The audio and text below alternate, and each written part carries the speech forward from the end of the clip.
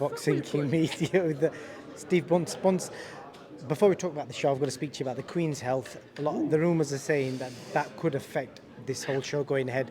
What do you think could happen from you're a man of history and experience? Well, my experience is that, and I keep hearing things from people at the BBC. The BBC presenters have all shown up in black suits. It seems very serious. My understanding is that the football will be stopped. The Premier League will be stopped, and that has to raise some kind of question over the show. To be perfectly honest with you.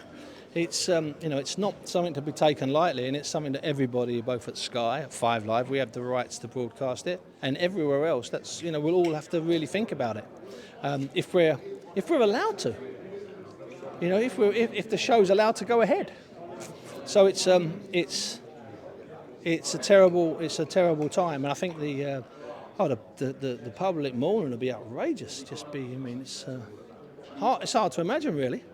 I spoke to Adam and asked Ben about it. They both seem a bit unsure, but obviously if you've got experience on both of them, what do you think would be the right thing to do if the Queen, if the news is bad?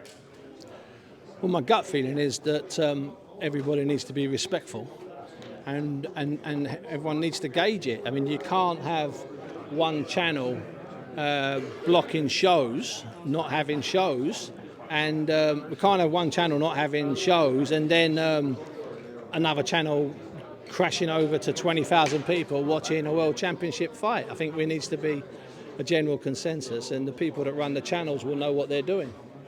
What do you think will happen for the fighters? Because the potential could be 10 days in the morning. That's what I'm hearing.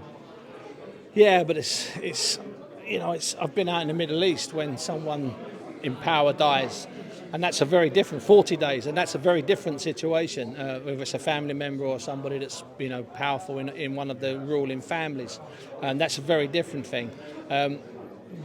We're not used to that.